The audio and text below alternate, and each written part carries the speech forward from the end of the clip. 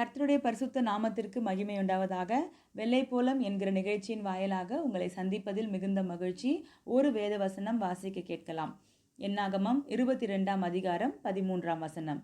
பீலேயாம் காலமே எழுந்து பாலாக்கின் பிரபுக்களை நோக்கி, நீங்கள் உங்கள் தேசத்துக்கு போய்விடுங்கள், நான் உங்களோட கூட வருகிறதற்கு கர்த்தர் எனக்கு உத்தரவு கொடுக்க மாட்டோம் என்கிறார் என்று சொன்னான்.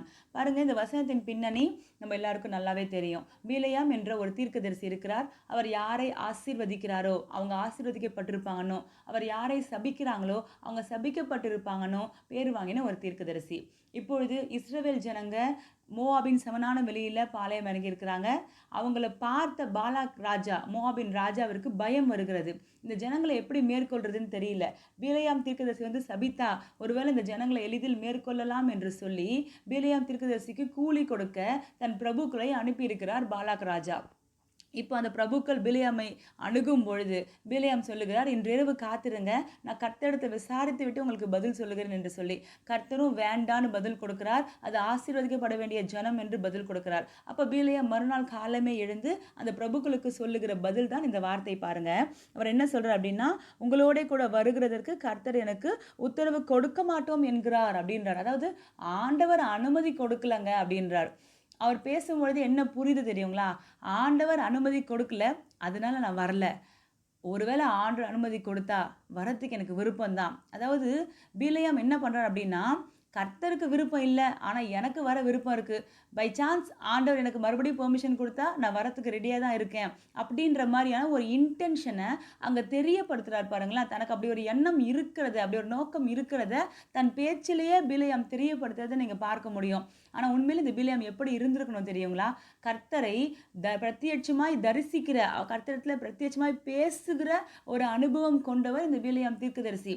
கர்த்தருடைய இருதயம் அவருக்கு புரிந்திருக்க வேண்டாமா? கர்த்தர் ஒரு காரியத்தை வேண்டாம்னு சொன்னா, அவருக்கே பிடிக்கல அப்படின்னா, அந்த காரியத்தை குறித்து எனக்கு எந்த ஒரு சின்ன விருப்பம் கூட, சின்ன ஆசை கூட அதன் மேல வரக்கூடாது இல்லையா? ஆனா இந்த பீலேயாம் தீர்க்கதரிசிக்கு பாருங்க, இருதயமெல்லாம் அந்த பணத்தின் மேல இருக்கு. நம்ம பின்னாடி வேதத்துல வாசிக்கிறோம், அவன் அந்த பண ஆசைக்கு சாய்ந்து போய்விட்டான் என்று சொல்லி.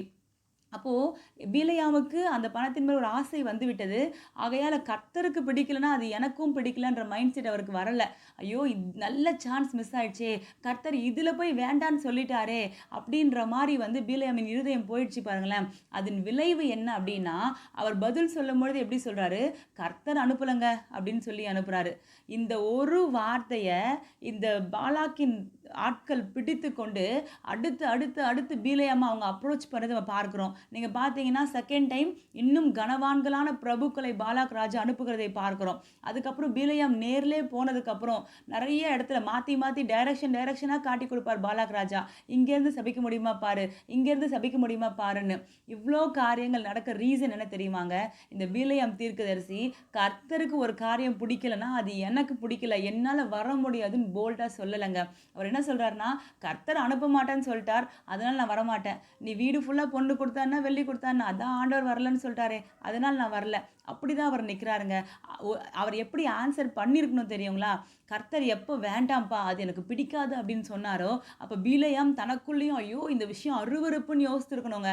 அப்போ அவருடைய ஆன்சர் எப்படி இருந்திருக்கும் அப்படின்னா, இனிமே இந்த காரியமாக என் வீட்டு பக்கம் வந்தீங்க அப்படின்னா நான் உங்களை பார்க்க கூட விரும்ப மாட்டேன், உங்களை சபிச்சிருவேன். அந்த அளவுக்கு ஒரு ஆக்ரோஷமாக கோபத்தோடு கூட பேசியிருக்கணும். ஏன்னா கர்த்தருக்கு விரோதமான காரியத்தை கொண்டு வந்து ஒரு கூட்டம் இரவு தன் வீட்டில் தங்கியிருந்திருக்கு. அது எவ்வளோ கோபத்தை பீலேயாமுக்கு கிளப்பியிருக்கணும். ஆனா பாருங்க, பண ஆசையாய் அவர் சார்ந்து போனதுனால கர்த்தருக்கு விருப்பம் இல்லை, ஆனால் தனக்கு விருப்பம் இருக்குன்ற ஸ்டேட்டஸில் அவர் வந்துட்டார். இதுதான் கடைசியில் அவர் விழுந்து போகிறதுக்கும் ஒரு தவறான மரணம் அவரோட வாழ்க்கையில் சம்பவிக்கிறதுக்கும் காரணமாக அமைந்தது பாருங்களேன். இன்றைக்கு இந்த வார்த்தையை கேட்குற கர்த்தருடைய பிள்ளைகளுக்கு நான் சொல்லுகிறேன் பாருங்க, ஒருவேளை கர்த்தர் சில காரியங்களை குறித்து விசாரிக்கும் பொழுது அதுக்கு முன்னாடி இருக்கும் அது மேலே நமக்கு ஆசை இருந்திருக்கலாங்க. ஆனால் நான் விசாரிக்கும் பொழுது கர்த்தருக்கு அது விருப்பம் இல்லை அப்படின்றது எனக்கு தெரிய வந்துச்சுன்னா நான் அதை வெறுக்க ஆரம்பிச்சிடணும். என்னுடைய ஆசை ஆசை அதையே பற்றி இருக்குமானா, என்னைக்காவது ஆண்டவர் அடுத்த சான்ஸ் குடுப்பாரா? என்னைக்காவது ஆண்டவர் ஒத்துக்க மாட்டாரான்னு சொல்லி ஆண்டவர கன்வின்ஸ் பண்ண தான் நான் ட்ரை பண்ணுவேன். அப்படி ஆண்டவர கன்வின்ஸ் பண்ணி நான் வாங்குகிற ஆசீர்வாதம் எனக்கு ஆசீர்வாதமாகவே இருக்காது பாருங்களேன். ஆகையால நம்ம ஒரு முடிவு இன்றைக்கு எடுக்கணும். எது கர்த்தருக்கு விருப்பமோ அது எனக்கு விருப்பம். எது கர்த்தருக்கு விருப்பம் இல்லையோ அது என்னுடைய விருப்பமும் இல்லை. நானும் அதை வெறுக்கிறேன் என்கிற உணர்வு வந்துடுச்சு அப்படின்னா, நம்ம தேவனுக்கு ரொம்ப பிரியமாய் மாறிடுவோம் பாருங்க. நாம் ஜெபிக்கலாம். தகப்பனே உம்மை ஸ்தோத்திரிக்கிறோம். நன்றி செலுத்துகிறோம். இந்த காலை வேளையில ஆண்டவரே நாங்கள் இந்த வார்த்தையை கேட்டோமே, உம்முடைய விருப்பமே எங்களுடைய விருப்பமா இருக்கட்டும்பா. உம்முடைய வெறுப்பு உங்களுக்கு பிடிக்காத காரியம் எங்களுக்கும் பிடிக்காமலே போகட்டும். 100% எங்க வாழ்க்கையில உங்க சித்தம் மாத்திரம் நிறைவேற எங்களை ஒப்புக் கொடுக்கிறோம். உங்க நாமத்தை மகிமைப்படுத்திக் கொள்ளும். இயேசு கிறிஸ்துவின் நாமத்தில் ஜெபிக்கிறோம் பிதாவே. ஆமென். Thank you. God bless you.